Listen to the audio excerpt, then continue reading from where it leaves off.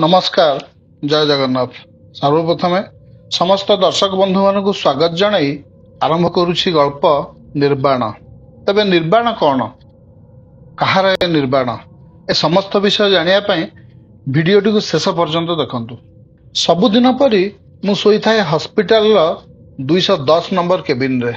मते ऑक्सीजन लागि थाए। मो पाखरे बसी थांती मोर परिवार वर्ग, मोर सहधर्मिणी एवं मो पुओ बहु झियो जुआई एवं नाती नातुणी। कहा पाई मते चिंता नथिला, हेले चिंता थिला मोर असहाय वृद्धा सहधर्मिणी पाई। मो अंते मो स्त्री रो कोन हेबो, से केउठी रहिबे, कहा पाखरे रहिबे, ताको समस्ते ठीक रे रखिबे तो, ताको औषध ठीक रे देबे तो। मो हॉस्पिटल रे भर्ती होवा पर्यंत सबिता को औषध देवा दायित्व मोर थिला। आज की 8 दिन हला मु एठी हॉस्पिटल रे पड़ी जीवन मृत्युर दोछकी दंडायमान।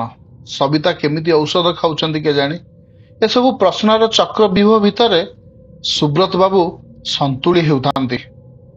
हठात देखिले वार्ड बॉय दुईटी मते स्ट्रेचर रे उठेई मो देह ऊपर धड़ाकना गोटे पकई देले। अरे ये कौन? मु सबिता विषय रे भाभी भाभी जदिओ सोई पड़थिली, तथापि हठात ए सब परिस्थिति भितरे मु उठी पड़ी थाए एवं सबू देखि पारु थाए। अरे ए कौन? मु बेड रू उठी ए कबाट कण को केमिति आसिली? ताहले हॉस्पिटल बेड रे मो परिका किए से लोकटा? मो पिला छुआ स्त्री नाती नातुणी एमिति काहीकि कांदुछंती? अरे एमाने पागल होई गेला ना कौन? मु बापा देख एठी छिड़ा हेची तुम मानक सामना रे।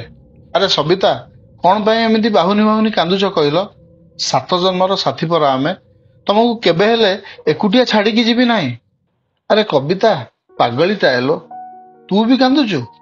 अरे तो बोऊ को बुझा रे माँ, मु पुरा एठी तुम पाखरे अछि, काहाकू बापा भाभी एमिति कांदुचु कि रे? से लोकटा मो परिका दिसुछि रे, मरी जाइछि बोधे, हेले ता घर लोक आसिले ताको नै जिबे श्मशान घाट को। अरे अशोक मु भल हे गली रे, देख एथर मु बिना सहारे छिड़ा हेई पारिछि।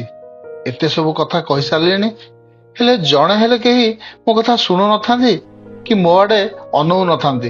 एभली अनेक अबुझा परिस्थिति को सामना कला पर पर मुहूर्त रे बुझी पारली जे हॉस्पिटल बेड रो से शरीरटा मोर ही, माने मो शरीरर मृत्यु घटिछि।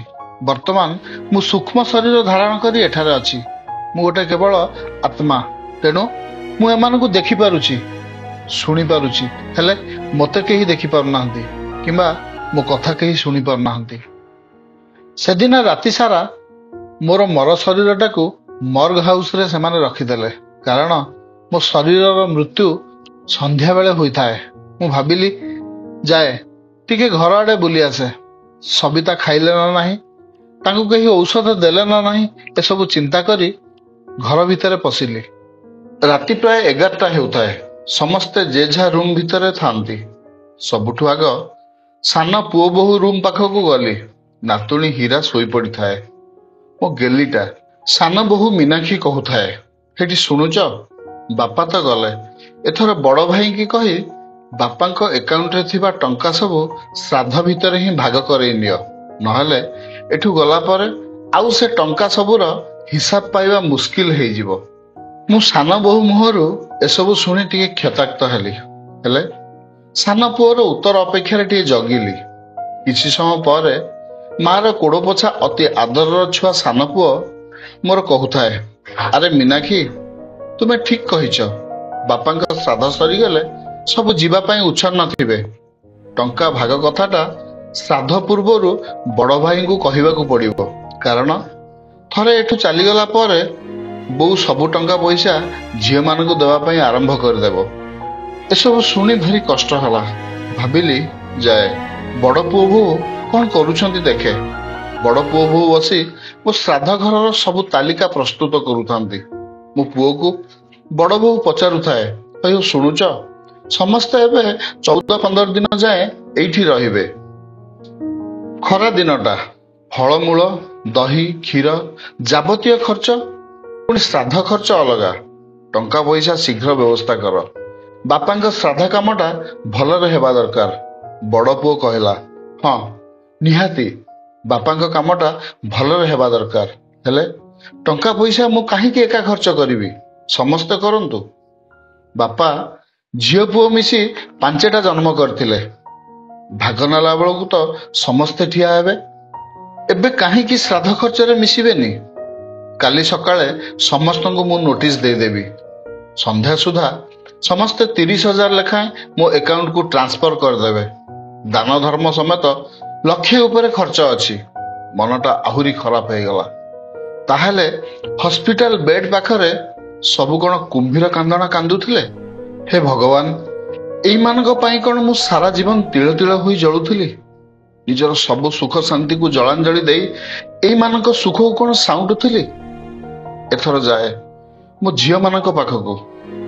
ପକ୍କା ମତେ ଝୁରୁଥିବେ, କାନ୍ଦୁଥିବେ ମଧ୍ୟ। ଗଲି ସେମାନଙ୍କ ପାଖକୁ। 3 ଭଉଣୀ ବସି ଗପସପ କରୁଥାନ୍ତି। ବଡ଼ ଜ୍ୱାଇଁ ହସି ହସି କହୁଥାନ୍ତି, ଏଥର 3 ଭଉଣୀ ତାହେଲେ ମାଲାମାଲ ହେଇଯିବ ନାଇଁ? ମଝିଆ ଝିଅ କହିଲା, କଣ ବଡ଼ କଥା ଯେ? ଆମେ କଣ ବାପାଙ୍କ ଛୁଆ ନୁହଁ କି? ଆମକୁ କଣ ପାହାଡ଼ ତଳୁ ବୋଉ ଗୋଟେଇକି ଆଣିଥିଲା? ବଡ଼ ଝିଅ କହୁଥାଏ, ବାପା ବଞ୍ଚିଥିବା ଯାଏଁ ମୁଁ ବାପା ବୋଉଙ୍କୁ ଯେତିକି ଆର୍ଥିକ ସାହାଯ୍ୟ ଦେଇଛି ତାର ହିସାବ କେହି ରଖିଛ? ଏଥର ବୋଉର ଦାୟିତ୍ୱ ଭାଇ ଦୁହିଁଙ୍କର। ସମ୍ପତ୍ତି ଖାଇଲା ବେଳକୁ ପୁଅ, ଆଉ ଦାୟିତ୍ୱ ନେଲା ବେଳକୁ ସବୁ ପଛୁଆ। ଶେଷରେ ଗଲି ସବିତା ପାଖକୁ। ସବିତା ମୋର ସ୍ତ୍ରୀ। ସବିତାଙ୍କୁ ଦେଖି କେତେ କଣ କହି ପକେଇଲି। ହେଲେ ସବିତା? ମୋ ସବିତା ବସିଥାନ୍ତି ନୀରବରେ, ନିସ୍ତବ୍ଧରେ। ଆଖିରୁ ତାଙ୍କର ଅସରନ୍ତି ଲୁହ ଝରି ପଡୁଥାଏ। ଏକୁଟିଆ ବସିଥାନ୍ତି ସବିତା। ବୋଧହୁଏ କାହା ଉପସ୍ଥିତି ଏବେ ସିଏ ଚାହୁଁ ନଥାନ୍ତି। ବହୁତ ଇଚ୍ଛା ହେଉଥାଏ ସବିତାଙ୍କୁ ପୁଅ ଝିଅଙ୍କ ଠାରୁ ଶୁଣିଥିବା ସବୁ କଥା କହି ପକାନ୍ତି। ହେଲେ ପର ମୁହୂର୍ତ୍ତରେ ବୁଝିପାରିଲି, ଓହ, ମୁଁ ତ ମରିଯାଇଛି। ମୋ କଥା ସବିତା କିଛି ବି ଶୁଣିପାରିବେନି। ବହୁତ ଅସହାୟ ମନେ କଲି। ସବିତାଙ୍କର ଭବିଷ୍ୟତ ଜୀବନ କଥା ଭାବି ଭାବି ବ୍ୟସ୍ତ ଲାଗିଲା। ହେଲେ କଣ ବା ମୁଁ କରିପାରିଥାନ୍ତି? ମନ ଛାଡିଗଲା। ଖାଲି ଯାହା ସବିତାଙ୍କ ପାଇଁ ବ୍ୟସ୍ତ ଲାଗୁଥାଏ। ରାତି ପାହି ଆସୁଥାଏ। ଘର ପାଖ ଜଗନ୍ନାଥ ମନ୍ଦିରରେ ଘଣ୍ଟ ବାଜି ଉଠିଲା। ପକ୍ଷୀମାନଙ୍କ କିଚିରି ମିଚିରି ଶବ୍ଦ ଭିତରେ ଆକାଶଟା ଚଳଚଞ୍ଚଳ ହୋଇ ଉଠୁଥାଏ। ଫୁଲ ସଜା ଗାଡ଼ିଟିଏ ଆସି ଆମ ଘର ପାଖରେ ରହିଲା। ଦେଖିଲି ଗାଡ଼ି ଭିତରେ ମୋରି ମର ଶରୀରଟା ଫୁଲରେ ସଜା ହୋଇଥାଏ। ସମସ୍ତେ ଘର ଭିତରୁ ବାହାରି ଆସିଲେ। ନନାଙ୍କ ମନ୍ତ୍ର ଉଚ୍ଚାରଣରେ ସମସ୍ତ ବିଧି ସରିଗଲା ପରେ ରାମ ନାମ ସତ୍ୟ ହେ, ହରିନାମ ସତ୍ୟ ହେ ବାଣୀରେ ସମଗ୍ର ବାତାବରଣଟା ଚହଲି ଉଠିଲା। ମୋ ଆଖି ସାମ୍ନାରେ ମୋ ମର ଶରୀରଟାକୁ ଧରି ସମସ୍ତେ ଶ୍ମଶାନ ଅଭିମୁଖେ ବାହାରିଗଲେ। ଆଉ ସାହସ ହେଉନଥାଏ, ତଥାପି ପଛେ ପଛେ ଗଲି। ଜନ୍ମରୁ ମୃତ୍ୟୁ ଯାକେ ଏଇ ଶରୀର ମୋର ଥିଲା। ତେଣୁ ଶରୀରଟାକୁ କେମିତି ଏକା ଛାଡ଼ି ପାରିଥାନ୍ତି ଯେ? ଦେଖିଲି ମୋ ପାଇଁ ସଜା ଯାଇଥିବା ଜୁଇରେ ମତେ ଶୁଆଇ ଦେଲେ। ଆଉ ବଡ଼ ପୁଅ ହାତରେ ଧରେଇ ଦେଲେ ଜଳନ୍ତା କାଠଟିଏ ମୋ ମୁହଁରେ ନିଆଁ ଦେବା ପାଇଁ।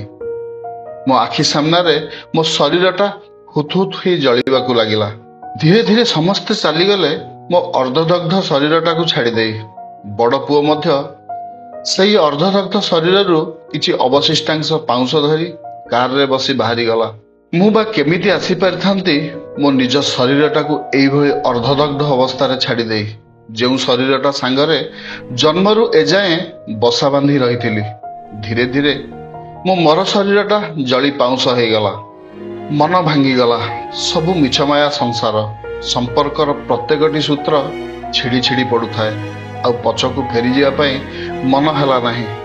ମନେ ପଡ଼ିଗଲା ଗୀତା ଜ୍ଞାନ ସମୟରେ କୁହାଯାଇଥିଲା, ମୃତ୍ୟୁ ପରେ ଆତ୍ମା ଯଦି ପରିବାର ଲୋକଙ୍କ ଭିତରେ ରହେ, ତେବେ ନିଜ ଲୋକଙ୍କ ସତ୍ୟାସତ୍ୟ ଜାଣି କୁଆଡ଼େ ଅନେକ କଷ୍ଟ ହୁଏ। ଯେତେ ଦିନ ଯାଏଁ ଦିବ୍ୟ ଆଲୋକ ନ ଆସିଛି ନେବା ପାଇଁ, ମୃତ୍ୟୁ ପର ଯାତ୍ରାକୁ ଯିବା ପାଇଁ, ସେ ପର୍ଯ୍ୟନ୍ତ ପାଖାପାଖି କୌଣସି ମନ୍ଦିରକୁ ଯାଇ ରହିବାକୁ ହେବ। ସମସ୍ତ ମାୟାମୋହ ବନ୍ଧନକୁ ସମାଧି ଦେଇ ଶ୍ରୀ ଜଗନ୍ନାଥ ଦେଉଳ ଭିତରେ ପଶିଗଲି। ଧୀରେ ଧୀରେ ପ୍ରଭୁଙ୍କ ଶରଣାଗତ ହେଲି। ପରମେଶ୍ୱରଙ୍କୁ ପ୍ରାର୍ଥନା କଲି, ହେ ପ୍ରଭୁ, ମୋତେ ନିର୍ବାଣ ଦିଅ, ମୋତେ ନିର୍ବାଣ ଦିଅ, ମୋତେ ମୁକ୍ତି ଦିଅ। ବାସ୍, ଆଜି ପାଇଁ ଏତିକି। ଭିଡ଼ିଓଟି କେମିତି ଲାଗିଲା? ଯଦି ଭଲ ଲାଗିଥାଏ ତେବେ ଲାଇକ୍ ଓ ସେୟାର କରିବାକୁ ବିଲକୁଲ ଭୁଲିବେନି। ବହୁତ ଶୀଘ୍ର ଆପଣମାନଙ୍କ ପାଇଁ ଆଉ ଏକ ସୁନ୍ଦର ମନଛୁଆଁ ଭିଡ଼ିଓ ନେଇ ଆସିବି। ରହୁଛି, ନମସ୍କାର।